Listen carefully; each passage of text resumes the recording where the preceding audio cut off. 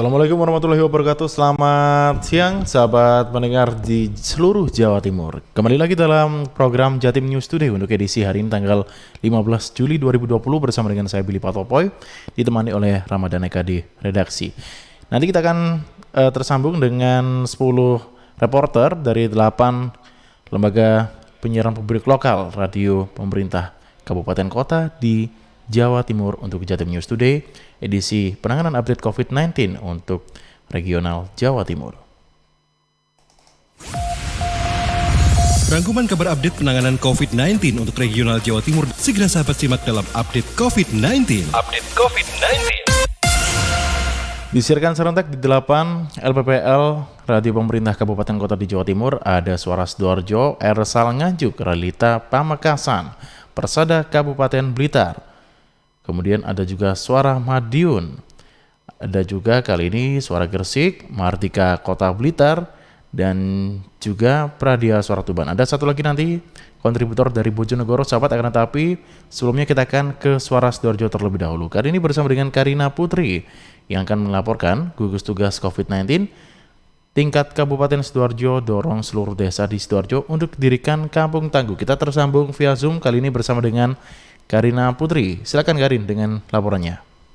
Iya, baik. Gugus Tugas Percepatan Penanganan COVID-19 di Kabupaten Sidoarjo mendorong seluruh desa yang ada di daerah Sidoarjo itu menjadi kampung tangguh sebagai upaya menanggulangi penyebaran virus COVID-19. Nur Ahmad Saifuddin, Ketua Gugus Tugas Percepatan Penanganan COVID-19 Sidoarjo, Selasa kemarin mengatakan bahwa pihaknya mendorong masyarakat supaya di setiap desa mendirikan kampung tangguh dan pemerintah Kabupaten Sidoarjo akan memberikan bantuan operasional sebesar 10 juta rupiah.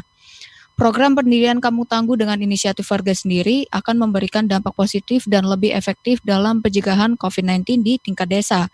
Untuk itu, gugus tugas mendorong agar warga dengan inisiatifnya sendiri mendirikan kampung tangguh. Pemerintah kabupaten juga telah menyiapkan bantuan anggaran untuk seluruh kampung tangguh sebagai komitmen bersama dari Forkopimda dalam memberikan stimulus dan semangat kepada desa atau kelurahan untuk mendirikan kampung tangguh. Kampung tangguh ini diharap dapat menjadi ujung tombak untuk melawan COVID-19 dikarenakan di era tatanan normal baru ini, kampung tangguh dapat membantu memberikan edukasi dan juga filterisasi di tingkat desa. Sampai saat ini sudah ada 84 kampung tangguh dari sekitar 350 desa di Sidoarjo. Untuk pendaman terakhir data COVID-19 dari Dinas Kesehatan dan juga Kominfo Sidoarjo, sebanyak 1.527 pasien ODP, 956 pasien PDP, 2.526 pasien konfirm positif, 717 pasien sembuh, dan yang terakhir 113 pasien meninggal dunia. Demikian, saya Karina Putri melaporkan untuk Jatim News Today, kembali ke studio. Baik, terima kasih untuk Karina Putri yang tadi melaporkan. Saat ini kita ke Nganjuk, ada Muhammad Prasetyo dari Ersal yang akan mengabarkan 7 warga yang hasilnya tes reaktif menolak untuk dievakuasi. Masih tersambung dengan Zoom, silakan Pras dengan laporannya. 7 warga desa Cengkok, kecamatan Ngeronggot yang dinyatakan reaktif setelah mengikuti rapid test menolak untuk dibawa ke Rumah Sakit Darurat COVID-19 Empu Sendo. Mereka meminta isolasi mandiri di rumah dengan alasan memiliki tanggungan di rumah. Kepala Desa Cengkok, Muhammad Kamsuri, mengatakan 7 warga tersebut menjalani rapid test setelah kontak dengan pasien positif asal desa setempat. Kamsuri menjelaskan, dengan keputusan warganya meminta isolasi mandiri, mereka saat ini menjadi tanggung jawab pemerintah desa. Dan untuk memastikan mereka tidak keluar rumah, pihak desa melalui tim Satgas COVID-19 melakukan pengawasan. Pengawasan ini juga dilakukan oleh Polsek Ngeronggot. Kapolsek Ngeronggot, Ibtu Samsul Hadi, menjelaskan, pihaknya ikut menjaga supaya warga yang reaktif tidak keluar dari lingkungan rumahnya. Dan apabila 7 warga tersebut tidak disiplin dalam melaksanakan isolasi mandiri, pihaknya akan melakukan tindakan tegas, yakni dengan melakukan evakuasi. Secara terpisah, juru bicara gugus tugas percepatan penanganan COVID-19 Kabupaten Nganjuk, Dr. Hendrianto, mengatakan, menghimbau masyarakat sekitar 7 orang yang reaktif tidak mendekat untuk sementara waktu, karena potensi terpapar bagi yang reaktif sangat besar. Makanya nanti akan segera dilakukan tes swab. Melengkapi informasi kami siang hari ini, ada penambahan 1 orang positif COVID-19. Dia adalah pasien perempuan usia 73 tahun asal Kecamatan Kertosono. Pasien telah meninggal dunia saat statusnya masih PDP. Dan saat ini total kasus COVID-19 di Kabupaten Nganjuk 134 pasien, ODP 113, PDP 197 dan meninggal 16 orang. Dan dinyatakan sembuh 45 orang. Saya Muhammad Prasio melaporkan untuk Jatim News Today. Baik, Pras, terima kasih untuk informasinya dari Nganjuk. Sekarang kita ke Pamekasan. Kali ini ada Dea Maudi dari Realita FM Pamekasan yang mengabarkan kepatuhan masyarakat rendah. Kasus pasien terkonfirmasi positif COVID-19 di Pamekasan masih terus bertambah. Silakan Dea Maudi dengan laporannya. Masih tersambung via Zoom, sahabat. Ya, baik. Partisipasi kepatuhan masyarakat terhadap protokol kesehatan COVID-19 di Kabupaten Pamekasan bisa dibilang rendah. Buktinya, setiap hari di kabupaten berslogan Gerbang Salam, penambahan kasus pasien terkonfirmasi positif COVID-19 terus terjadi. Selasa kemarin, 14 Juli, kasus pasien terkonfirmasi positif COVID-19 bertambah 2 orang. Masing-masing, Nyonya C, 15 tahun, warga Kecamatan Pamekasan, dan Nyonya S, 30 tahun, warga Kecamatan Pademaung. Dr. Saiful Hidayat, Ketua Gugus Tugas Percepatan Penanganan Pasien COVID-19 RSUD Pamekasan mengatakan, rendahnya partisipasi kepatuhan masyarakat terhadap disiplin protokol masyarakat sangat mempengaruhi percepatan penyebaran COVID-19, sebab penyakit menular ini tak tampak.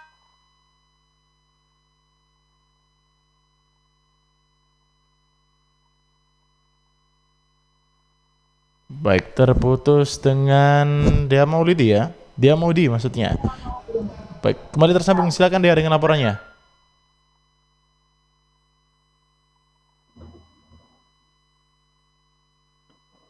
Informasi tambahan, orang dalam pemantauan di Kabupaten Pamekasan berjumlah 615 orang dengan rincian 578 selesai dipantau, 37 orang sedang dipantau, kemudian pasien dalam pengawasan 122 orang dengan perincian dalam pengawasan 49 orang, selesai pengawasan 39 orang, dan 34 orang meninggal dunia. Kasus positif COVID-19 sebanyak 172 orang dan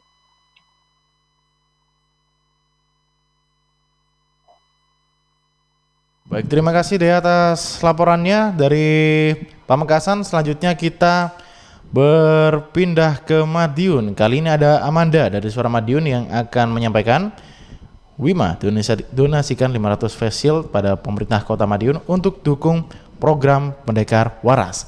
Masih tersambung dengan via Zoom maksudnya. Saat ini Amanda, silakan dengan laporannya.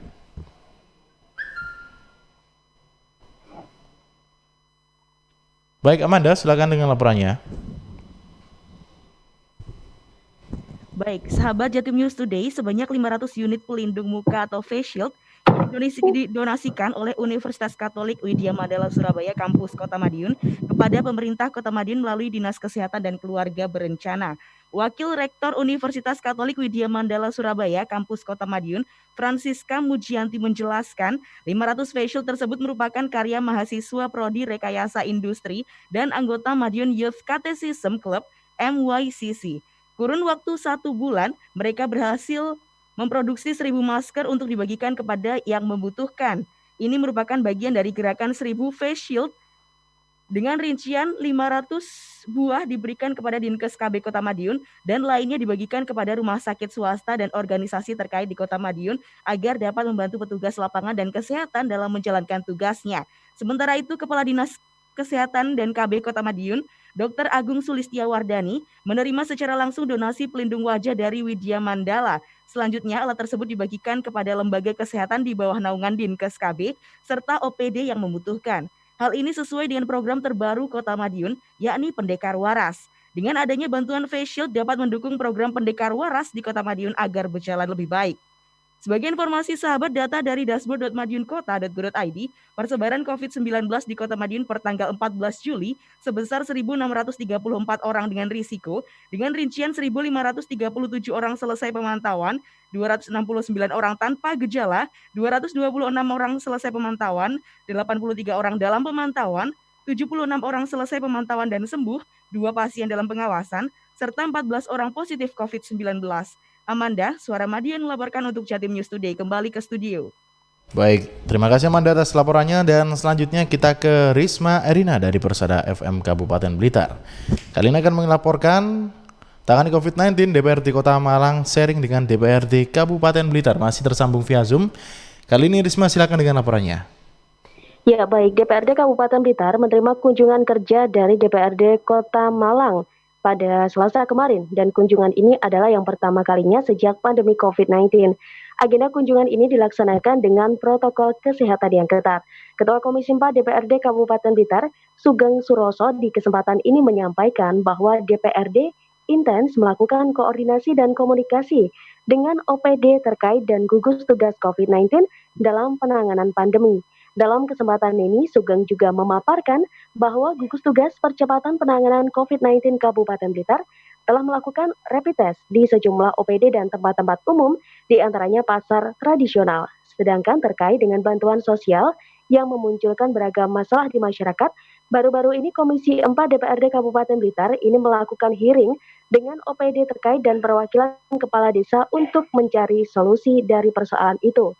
Sementara untuk update persebaran COVID-19 di wilayah Kabupaten Blitar per tanggal 14 Juli 2020, terdapat penambahan 5 PDP dan 1 konfirmasi positif. 1 konfirmasi positif ini laki-laki 35 tahun dari Semen Gandusari, riwayat mengalami kontak erat dengan pasien positif sebelumnya. Saat ini dirawat di rumah sakit swasta. Demikian, Sarisma Erina, LPPL Radio Persada FM Kabupaten Blitar, melaporkan untuk Jatim News Today. Baik, terima kasih untuk Risma Erina atas laporannya. Kali ini masih bersama dengan sahabat-sahabat dari Persada FM Kabupaten Blitar, ada Ari Kusuma yang akan melaporkan putus rantai COVID-19 gugus tugas Kabupaten Blitar gelar rapid test bagi kader Posyandu. Ari Kusuma, silakan dengan laporannya.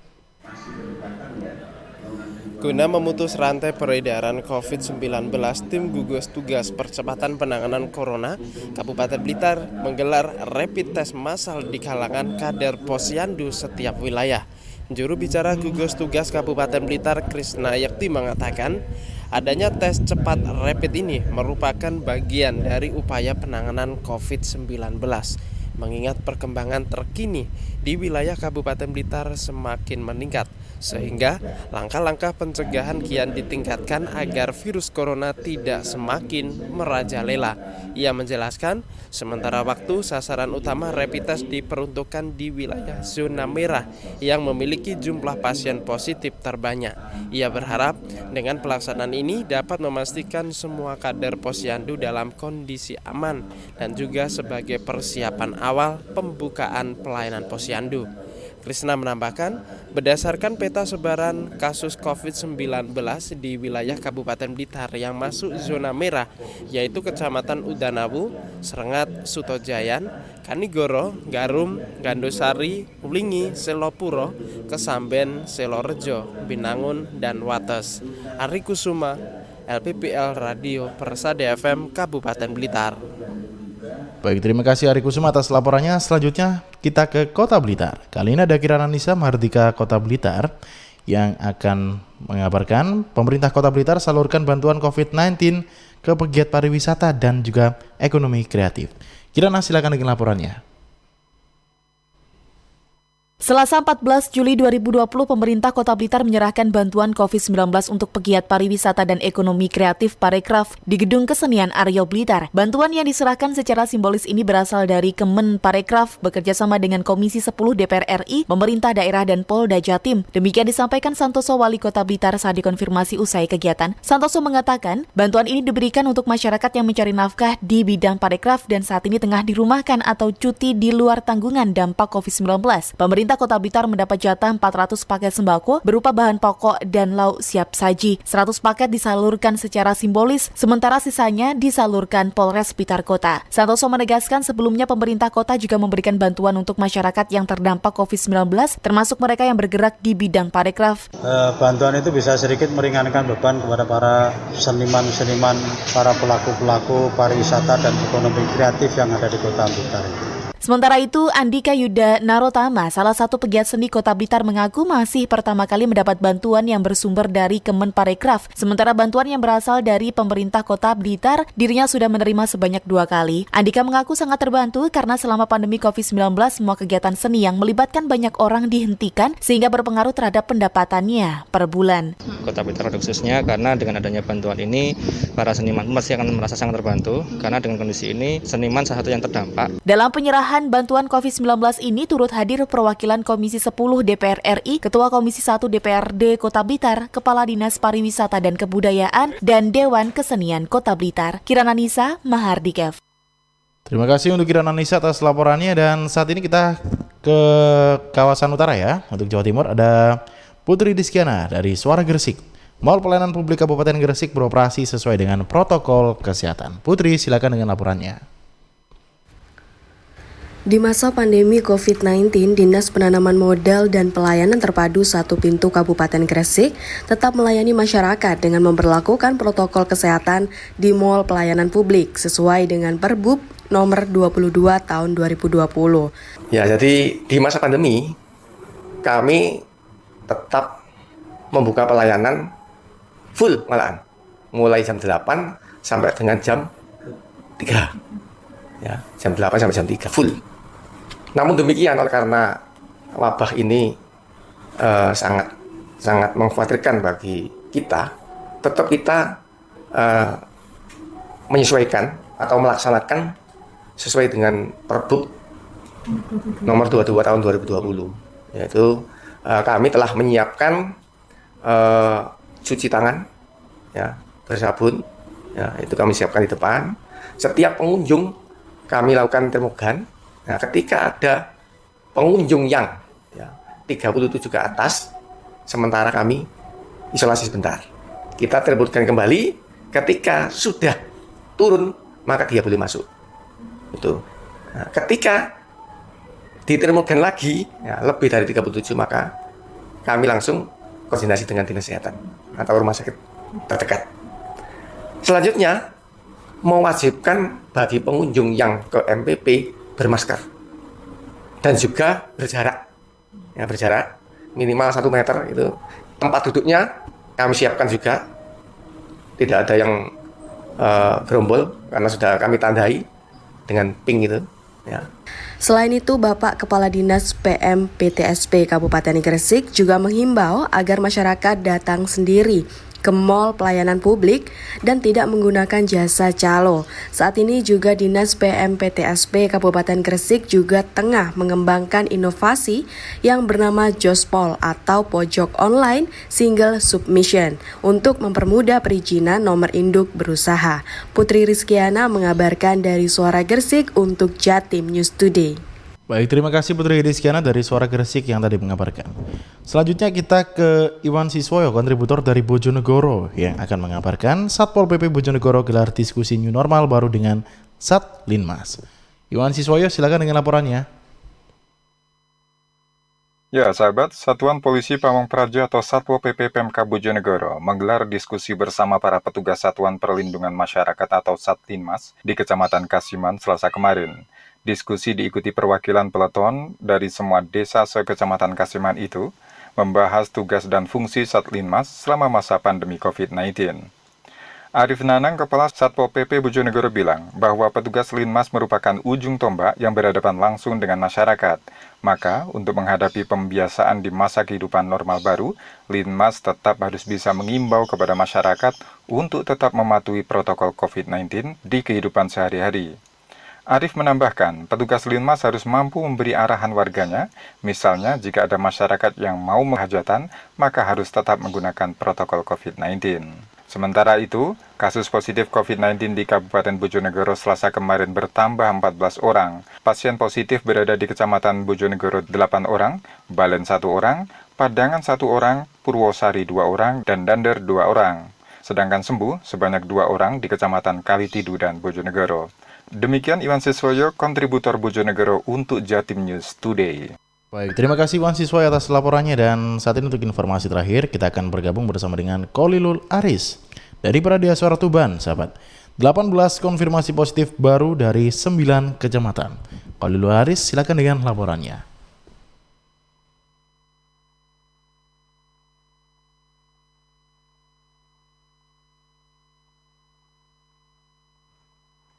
Kasus konfirmasi positif COVID-19 di Kabupaten Tuban nampaknya masih belum menemui titik akhir.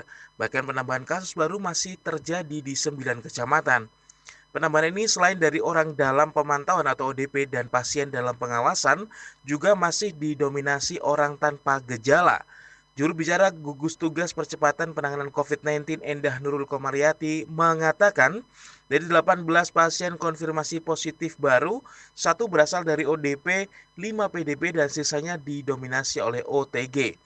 Jika dirinci, penambahan pasien konfirmasi positif dari hasil tes RT-PCR adalah dari Kecamatan Pelumpang sebanyak 7 orang, jadi perempuan 14 tahun, 16 tahun, 42 tahun, 47 tahun, 57 tahun, 97 tahun, dan laki-laki 34 tahun asal Pelumpang.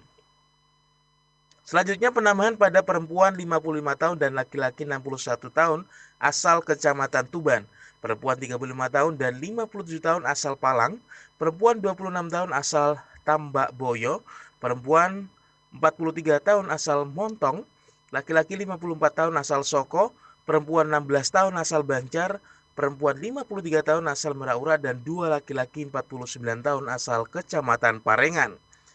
Dari penambahan ini, 5 diantara pasien konfirmasi positif dari Kecamatan Pelumpang berasal dari 1 keluarga. Begitu juga dengan 2 pasien dari Kecamatan Tuban. Hal ini harus menjadi kewaspadaan bersama bahwa penyebaran COVID-19 sangat dimungkinkan terjadi dari orang terdekat, terutama keluarga. Perlu waspada bila ada anggota keluarga yang bekerja atau memiliki riwayat bepergian dari luar kota. Kolilul Aris, Pradia Suara Tuban untuk Jatim News Today. Baik, terima kasih untuk Kolilul Aris atas informasinya dan sekaligus juga menutup kebersamaan kita ya dalam program Jatim News Today untuk edisi tanggal 15 Juli 2020 yang tadi disiarkan serentak oleh 8 lembaga penyiaran publik lokal pemerintah kabupaten kota di Jawa Timur. Ada Suara Sidoarjo, Ersal Nganjuk, Ralita Pamekasan, Persada FM Kabupaten Blitar, Mahardika Kota Blitar, Suara Madiun, Suara Gresik, dan juga ada Pradia Suara Tuban. Dan sahabat, saya Billy Patopoy harus pamit undur diri juga untuk siang hari ini. Untuk Anda, kita akan berjumpa lagi dalam kesempatan Jatim News Today untuk keesokan harinya pada hari Senin sampai dengan Sabtu. Wassalamualaikum warahmatullahi wabarakatuh. Perkembangan penanganan COVID-19 untuk wilayah regional Jawa Timur sudah sahabat simak dalam update COVID-19. Update COVID-19 bisa sahabat simak Senin sampai Sabtu jam 11 siang. Persembahan dari Asosiasi Lembaga Penyiaran Publik Lokal Jawa Timur.